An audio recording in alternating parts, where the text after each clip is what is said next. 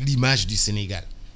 Bon, man, de toute façon, depuis que les gens ont commencé à xam nga, c'est tellement paradoxal parce que ñoom la manière dont ils sont arrivés au pouvoir, même si c'est complètement illogique, dañu naroon ñoom bénéficier d'un élan de sympathie mondial parce que lii kenn mësu ko gis ci àddina.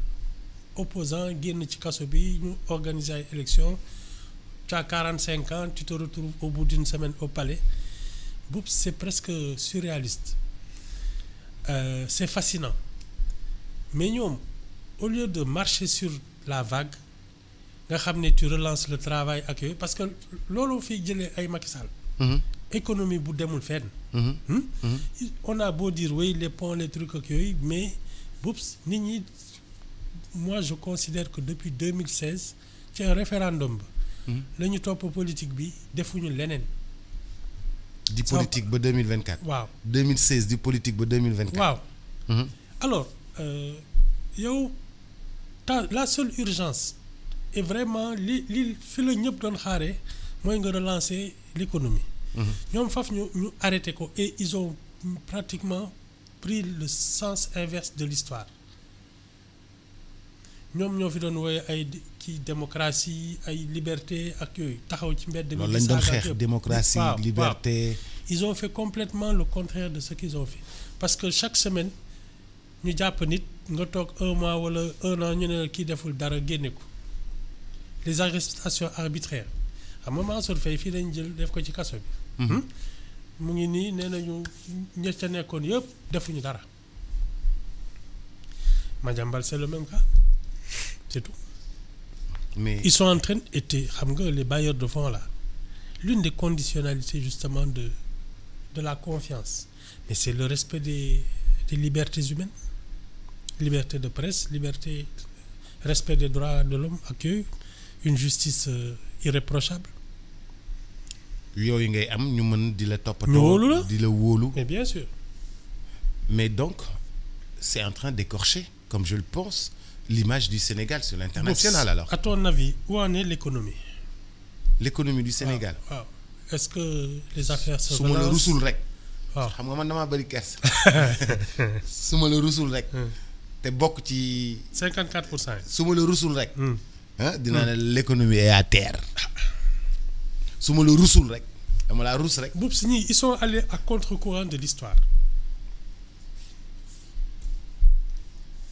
C'est une affaire la xam nga nag ñun on a le Sénégal a une histoire, a une trajectoire. Ñun nous sommes la vitrine démocratique africaine. C'est ça notre fonds de commerce. Li tax tubaab yi naw ñu c'est qu'ils se disent voilà un pays qui organise régulièrement des élections. Alternance, c'est rien chez nous, c'est devenu même une habitude.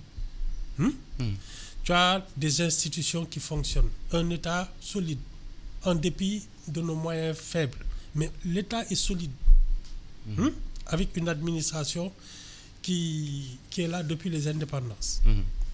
Loolu yëpp nga am ko nga ne non baaxul ñun on va être comme les putschistes là du Burkina. Non ñun voilà ay France na fi jógee parce que kii ak yooyu. Mais attends, tu parles un langage qu'on n'a jamais connu du Sénégal, mais on te reconnaît plus. moo tax institution yëpp toog di ñu xool bukki seen i bët. jaaxle nañu de. xam naa ils doivent se dire mais ñii d'où ils sortent. Qu'est-ce que c'est que ça? C'est bien. Mais pourtant nous sommes reçus partout à travers le monde wala. Mais ça c'est le Sénégal.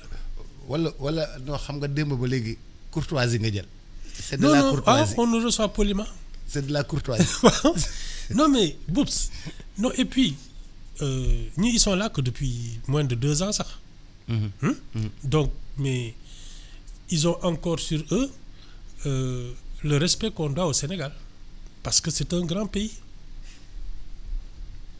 ñoom ils ont hérité de ça. dañ ko doon.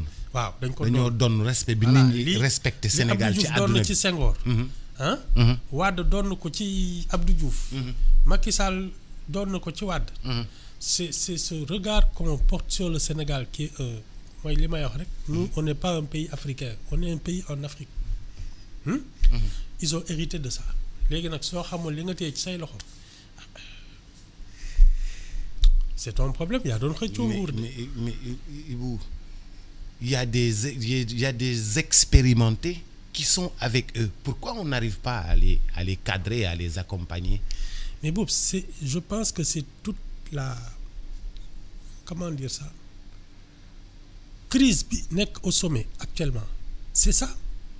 Il y a des gens, Mimi Touré doo ma ne xamul dara. ak ay. Hein? Mimi Touré. Tu as autour du président des gens d'expérience. Ay Mary Teuw Niane ak ay yooyu. Et puis ils sont capables de faire venir d'autres personnes de leur envergure. Boubacar Camara, il est rentré.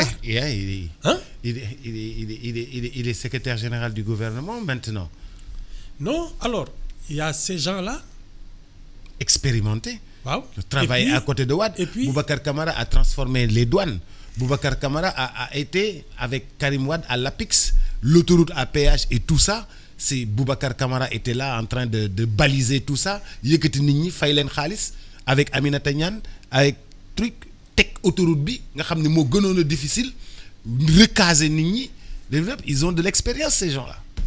Léegi à côté d'eux, Oui. ceux qui décident n'ont même pas dirigé une direction dans un service de l'État. Xam nga looloo fi am. Le président de la République n'a jamais été directeur de quoi que ce soit. Son premier ministre également. On est d'accord?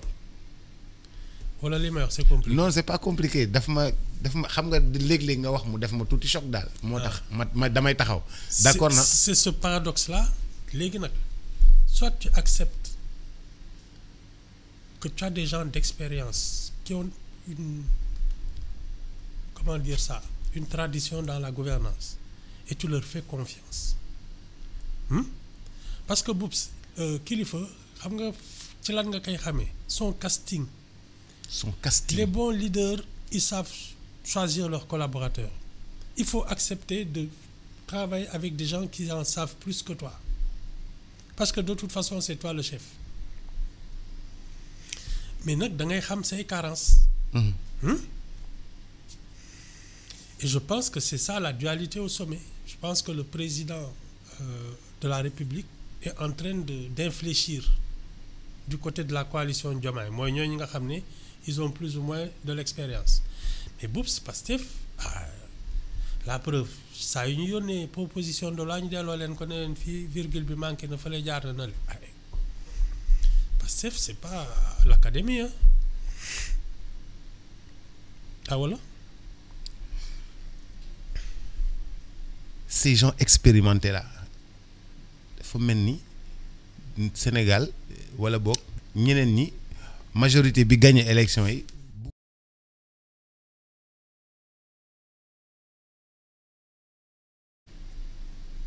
ñi nga xam ne ils ont fait partie de la coalition Diomaye. Mais même ceux qui sont dans l'APR, il y a des compétences dont tu ne peux pas te séparer parce que da nga leen soxla. Man je te dis ñii suñu s'ils avaient été réalistes Macky Sall la ñuy jiital ne ko di ñu ubbil ay bunt. Non grand bul indi fii benn wax nag ñii du ñu jaaroo taal ak Boubs. C'est le même reproche que j'ai fait à Macky Sall quand il a jeté Karim Wade en prison. C'est du gâchis. Tu as quelqu'un qui a un carnet d'adresses comme ça, qui peut te faire des montages financiers. Des gens comme ça, on ne les jette pas en prison. On les utilise. On collabore avec eux. Moi, li may wax rek, quelqu'un a porté préjudice à son pays. Au lieu de le jeter en prison, fais le travail qui rembourse. Wala du loolu laa fi wax. Okay. C'est exactement ça. Kii nee nga lekk na fi 1000 milliards. Fexeel ba mu lijjanti 2000 milliards teg ko fi. Ça ne sert à rien de jeter les gens en prison. À part les gens qui sont particulièrement cinglés, il faut les isoler. Mais tout le reste, nga xam ne tu peux quantifier le préjudice. Mais il travaille, il rembourse. On n'a pas les moyens de gaspiller des ressources humaines.